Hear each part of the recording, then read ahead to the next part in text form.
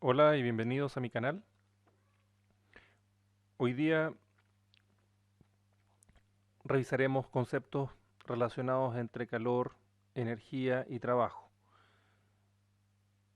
Soy el profesor José Luis Moncada y comenzamos con esta nueva entrega. Los objetivos de la clase de hoy son conocer los conceptos relacionados con el calor, trabajo y cómo se relacionan con la energía interna, entender un poco los procesos isotérmicos, isobáricos, isocóricos y adiabáticos, además de entender los procesos cíclicos, reversibles e irreversibles, y ver cómo se relacionan todos estos conceptos con la primera ley de la termodinámica. Lo primero es conocer y entender qué es una función de estado.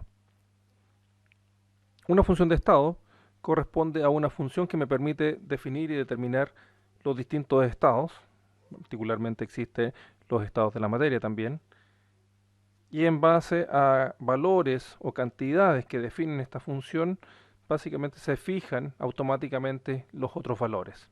De esa forma yo puedo definir claramente un estado y determinar su comportamiento físico. Y si una de esas variables cambia, puedo conocer su estado final. Al cambiar estas cantidades o estas propiedades del estado entre el estado inicial y final, yo puedo determinar el cambio o la variación de mi estado, que vamos a entender como delta. Entonces, el delta X, básicamente delta, corresponde a ese operador matemático que me indica una diferencia y X es la propiedad que estamos observando o monitoreando. Y delta X va a corresponder a esta variación entre el estado final menos el inicial. La gracia que tiene una función de estado es que la propiedad va a definir o va a depender de su estado final y el estado inicial.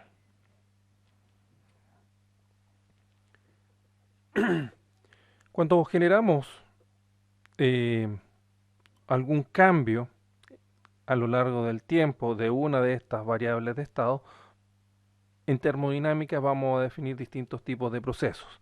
Tenemos procesos isotérmicos, en donde fijamos la variable temperatura; isobáricos, en donde fijamos la variable presión; isocóricos, fijamos la variable volumen; adiabáticos, el cambio de calor permanece constante o el cambio de calor es igual a cero. Y vamos a tener los procesos cíclicos, que son aquellos procesos que en el estado inicial y el estado final son los mismos. Es decir, parte y termina donde comenzó. También tenemos los procesos conocidos como reversibles. Estos procesos reversibles están relacionados a las pequeñas variaciones que puede tener un sistema. Vamos a hacer una gráfica. Y estas variaciones, aquí vamos a tener la variable P y aquí el tiempo. Si a lo largo del tiempo un proceso comienza a cambiar y vamos monitoreando esta cantidad, vamos a encontrar que el estado anterior y el estado que estamos monitoreando, el estado actual, los cambios son relativamente sutiles. Por lo tanto, el sistema puede devolverse por el mismo camino por donde iba avanzando. Esto sería un proceso de tipo reversible. En cambio, un proceso de tipo irreversible, los cambios infinitesimales son más bruscos. Elegí mal el color. Vamos a buscar un color verde. Entonces un proceso comienza a evolucionar y experimenta cambios que pueden ser un poco más bruscos,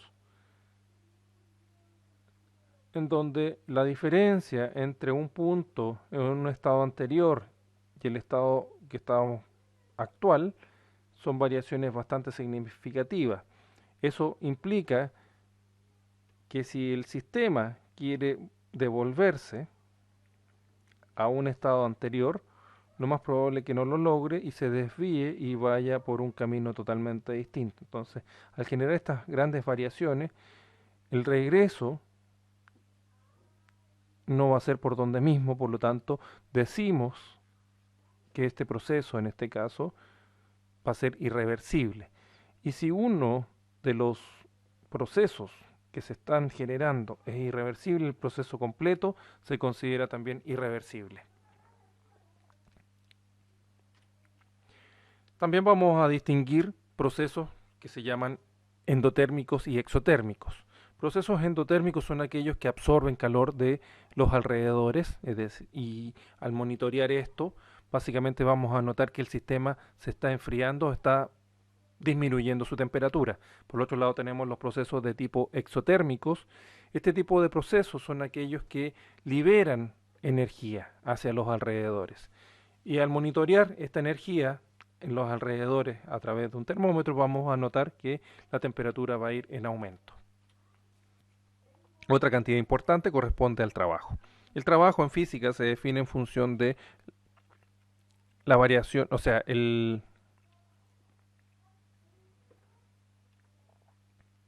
otra variable importante corresponde al trabajo. El trabajo en física se define como el producto punto entre la fuerza por el camino recorrido o la distancia recorrida, que es delta R. La unidad es en Joule, pero en termodinámica básicamente monitoreamos el trabajo que se genera a través de, como se ve en la imagen, un cilindro émbolo. Y este trabajo lo monitoreamos a través de la expresión, donde va a depender de la presión externa y la variación de volumen. La presión que se puede generar en el interior o en el exterior del sistema y la variación de volumen que ocurre en el interior del habitáculo, en este caso de este cilindro émbolo. En términos matemáticos, al evaluar el trabajo, esto corresponde a la integral entre V1 y V2 de la presión externa con respecto al volumen.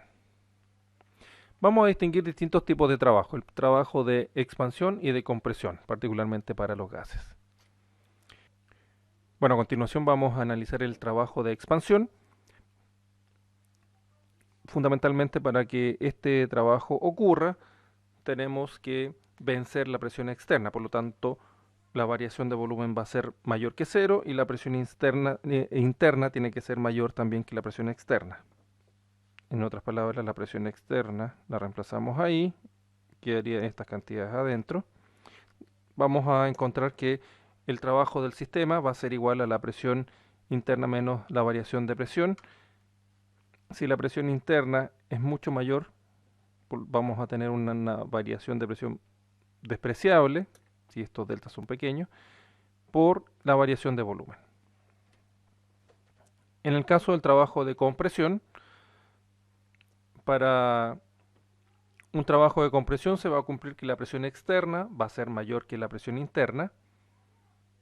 En este caso, la presión externa va a ser mayor para que se comprima el sistema, por lo tanto la variación de volumen va a ir en disminución, siendo esta variación de volumen negativa. Y la presión interna en este caso va a ser igual a la presión externa menos la variación de presión. Reemplazando, al igual que en el caso anterior, vamos a encontrar que la presión del sistema va a ser igual a la presión externa menos esta variación de presión por dB.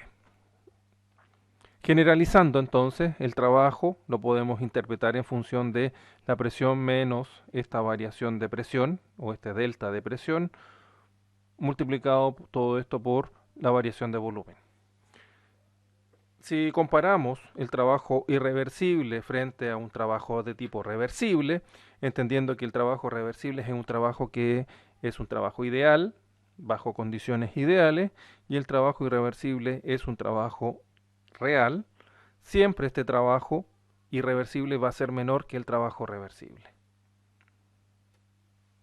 Algunos casos particulares, en el caso de una expansión a presión constante, vamos a obtener que el trabajo va a ser igual a la presión externa multiplicado por la variación de volumen.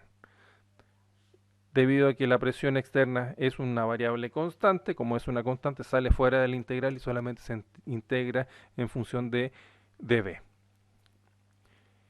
Esto, por lo tanto, va a implicar que el trabajo no es una función de estado, debido fundamentalmente a que va a depender el trabajo del camino recorrido. Por lo tanto, dependiendo del camino recorrido del trabajo, vamos a tener distintos valores de trabajo.